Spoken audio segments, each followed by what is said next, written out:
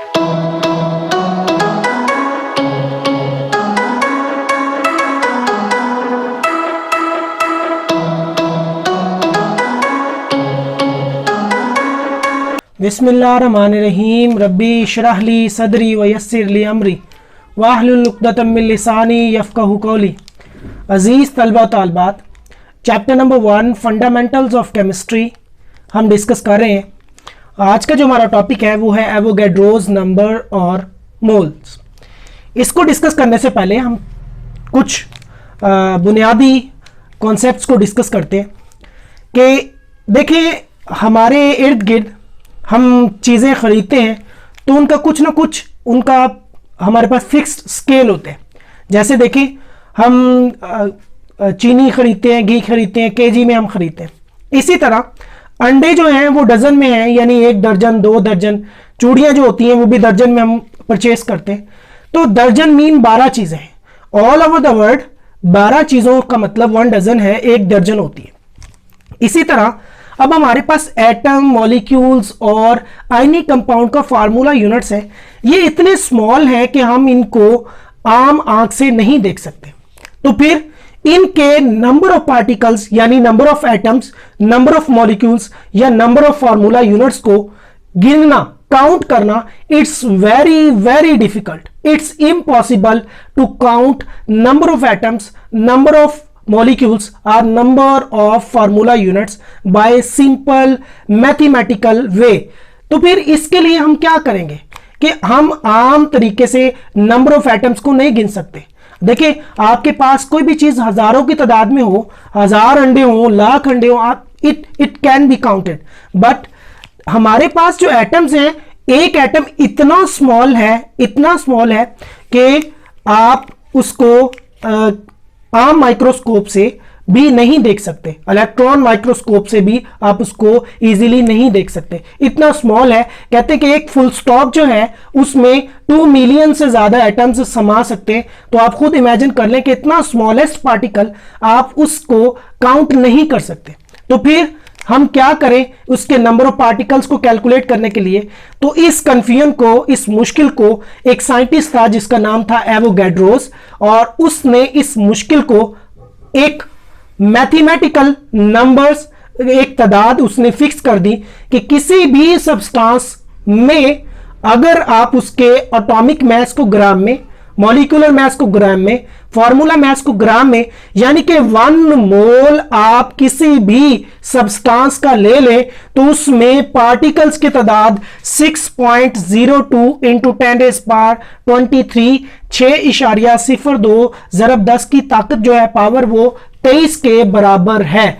दोबारा मैं रिवाइज करता हूं कि 1 mole substance mean atom, substance mean molecule, substance mean formula units. तो किसी भी सब्सटेंस का 1 मोल हो तो उसमें पार्टिकल्स की तादाद 6.02 ज़रब 10 की पावर 23 के बराबर होगी, और इस वैल्यू को हम एवोगैड्रोस नंबर कहते हैं।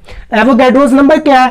Collection of 6.02 into 10⁻23 particles is called Avogadro's number. और इस एवोगैड्रोस को हम कैपिटल N और कैपिटल A से हम क्या करते हैं? रिप्रेजेंट करते हैं। लेकिन A जो है वो N के राइट लोअर कॉर्नर पर लिखा जाता है। तो ये इसका सिंबल है, यानी कि Na is a symbol for Avogadro's number. दूसरी डेफिनेशन क्या है कि 1 मोल सब्सटेंस में पार्टिकल्स की तादाद फिक्स होगी। जैसे 1 दर्जन 12 चीजें, इसी तरह 1 मोल सब्सटेंस में फिक्स नंबर्स हैं। कितने हैं? 6.02 ज़रब 10⁻³ इंटू 10⁻23। तो ये हमारे पास क्या है? एवोगैड्रोस नंबर है। एग्जाम्पल हम ले लेते हैं कि हमारे पास एटॉमिक मास है, एटॉमिक मास ऑफ कार्बन, वो कितना होते हैं? 12 ग्राम। और इसको हम क्या कह सकते हैं? 1 मोल। और इसमें फिर पार्टिकल्स की तादाद कितनी होगी? 6.02 इंटू 10⁻23। ये क्या होंगे? एटम्स होंगे किसके? Of carbon. क्योंकि कार्बन हमारे पास एटॉमिक मास की शक्ल में है तो इसके कितने होंगे? 6.02 इंटू 10⁻23 एटम्स होंगे किसके, कार्बन के। एग्जांपल ले लेते हैं, हमारे पास मॉलिक्यूलर मास है, मॉलिक्यूलर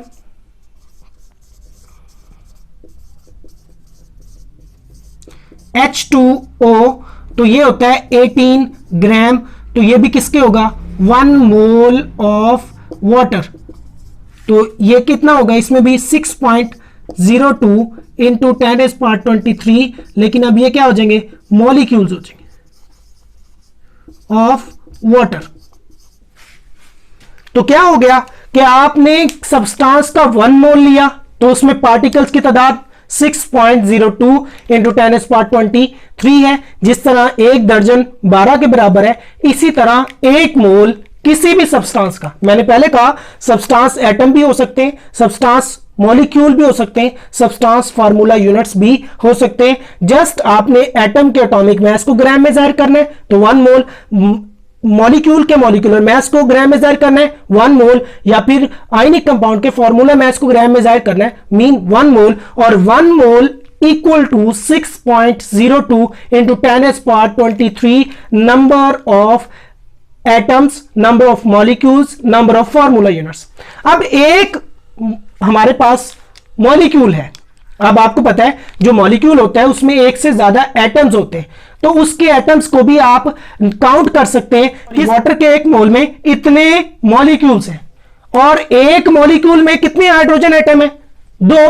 तो अगर हम नंबर ऑफ हाइड्रोजन एटम्स निकालना चाहें इन H2O, तो हमारे पास क्या होगा, एक वाटर में हमारे पास, वाटर के मॉलिक्यूल में 2 हाइड्रोजन के एटम है, तो हमारे पास 6.02 इंटू 10⁻23 मॉलिक्यूल्स ऑफ वाटर में हमारे पास कितने हाइड्रोजन एटम होंगे, तो हम क्या कर देंगे, 2 से मल्टीप्लाई कर देंगे, 6.02 इंटू 10⁻23, ये फिर क्या हो जाएंगे, एटम्स ऑफ हाइड्रोजन। तो इस तरह आप किसी मॉलिक्यूल में भी एटम्स भी निकाल सकते हैं। तो ये था हमारे पास एवोगैड्रोस नंबर। अब नेक्स्ट जो हमारे पास टॉपिक है वो है मोल्स।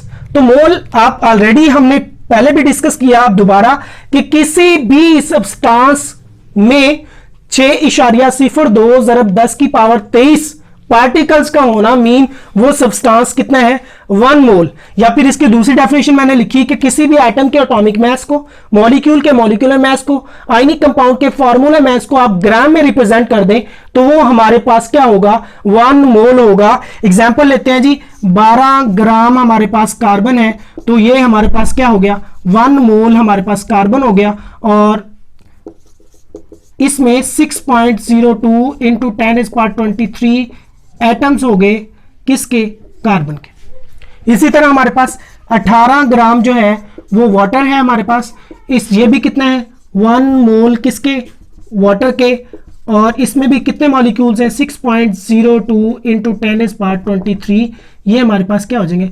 मॉलिक्यूल्स हो जाएंगे। इसी तरह हमारे पास 58.5 ग्राम्स ऑफ NaCl हो गया, तो इसका भी क्या हो गया, 1 मोल किसका, NaCl का, और ये भी 6.02 इंटू 10⁻23, ये हमारे पास फार्मूला यूनिट्स हो जाएंगे। तो इस तरह ये एक रिलेशन डेवलप हो गया एवोगैड्रोस नंबर में और मोल में, कि 1 mole mean 6.02 into 10⁻23 and 6.02 into 10⁻23 number of particles mean 1 mole of the substance. तो ये था हमारा आज का टॉपिक, और ये इस चैप्टर का आखिरी टॉपिक भी था। इसके बाद कुछ कैलकुलेशंस हैं मैथमेटिकल, तो वो भी इंशाल्लाह हम कोशिश करेंगे। तो आज के लिए इतना ही, हम इसको रिवाइज कर लेते हैं। एवोगैड्रोस नंबर और मोल्स को हमने डिस्कस किया कि आपको जिस तरह पता है कि एटम एक स्मॉलेस्ट पार्टिकल है, एक डॉट में 2 मिलियन से ज्यादा एटम समा सकते हैं, एटम इतना स्मॉलेस्ट है, तो इसकी काउंटिंग करना, पार्टिकल्स की काउंटिंग करना इम्पॉसिबल है। तो फिर क्या किया एवोगैड्रोस ने, एक फिक्स क्वांटिटी, एक फिक्स नंबर क्या कर दिया, इंट्रोड्यूस करवाया कि किसी भी सब्सटेंस का अगर 1 मोल होगा तो उसमें पार्टिकल्स की तादाद फिक्स कर दी 6.02 इंटू 10⁻23। तो ये हमारे पास 2 डेफिनेशन मैंने लिखी, collection of 6.02 into 10⁻23 particles equal to 1 Avogadro's number, it is represented by Na।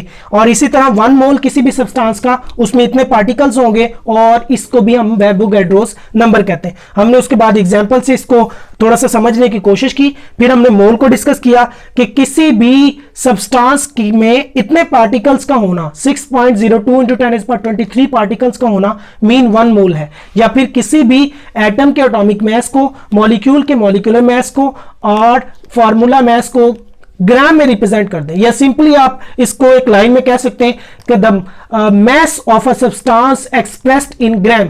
अब उस मास को, वो मास सब्सटेंस का जिसको ग्राम में जाहिर किया जाता है, उसको मोलर मास कहते हैं। The mass of a substance expressed in gram is called molar mass and molar mass equal to 1 mole. और ये हमने एग्जांपल्स ली एटम के हवाले से भी, मॉलिक्यूल के इस हवाले से भी और आयनिक कंपाउंड के हवाले से भी। तो ये था आज का हमारा टॉपिक। अपना बहुत ज्यादा ख्याल रखिएगा और दुआ में याद रखिएगा। अल्लाह हाफिज।